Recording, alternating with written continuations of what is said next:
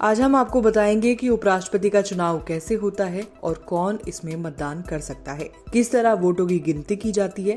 आज हम आपको उपराष्ट्रपति के चुनाव के पूरे प्रोसेस के बारे में बताएंगे। सबसे पहले उपराष्ट्रपति को लेकर संविधान क्या कहता है। अनुच्छेद 63 कहता है कि भारत का एक उपराष्ट्रपति होगा।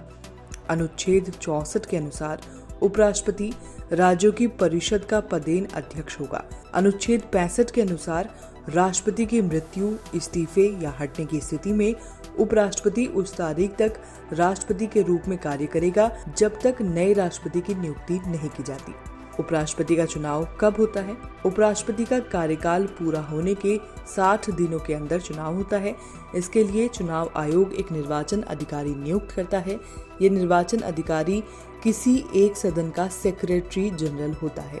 अधिकारी नोटिस जारी कर उम्मीदवारों से नामांकन मंगवाता है। कौन डाल सकता है वोट? दोनों पदों का चुनाव अप्रत्यक्ष रूप से किया जाता है। चुनाव जनता की बजाय उनके द्वारा चुने गए जनप्रतिनिधि करते हैं। उपराष्ट्रपति चुनाव में सिर्फ सांसद ही वोट डाल सकते हैं। चुनाव में राज्यों के विधानमंडलों के सदस्य वोट डाल सकते हैं। राज्यसभा, लोकसभा के मनोनीत सदस्य भी वोट डाल सकते हैं। किसी भी सदन के मनोनीत सदस्य को वोट नहीं डाल सकते। उपराष्ट्रपति चुनने की प्रक्रिया क्या है? नामांकन भरने के लिए कम से कम 20 सांसद बतौर प्रस्तावक और 20 सांसद बतौर समर्थक दिखाने की शर्त पूरी करनी होती है। उम्मीदवार संसद के किसी भी सदन का सदस्य नहीं होना चाहिए।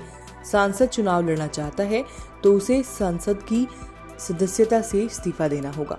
अच्छा, काउंटिंग का तरीका क्या है? पहले देखते हैं कि उम्मीदवारों को पहली प्राथमिकता वाले कितने वोट मिले हैं।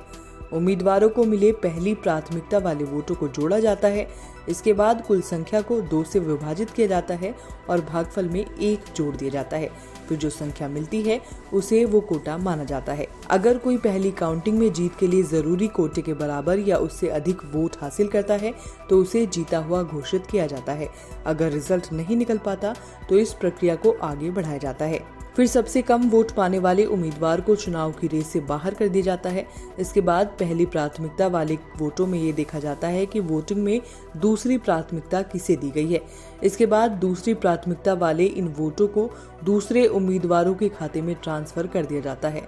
इसके बाद अगर किसी उम्मीदवार के वोट कोटे वाली संख्या के बराबर या उससे अधिक हो जाते हैं तो उसे विजयी घोषित कर दिया जाता है।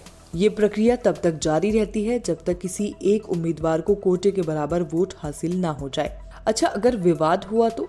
दरअसल विवाद सामने आने पर फैसले का अधिकार सिर्फ देश के सुप्रीम कोर्ट को है।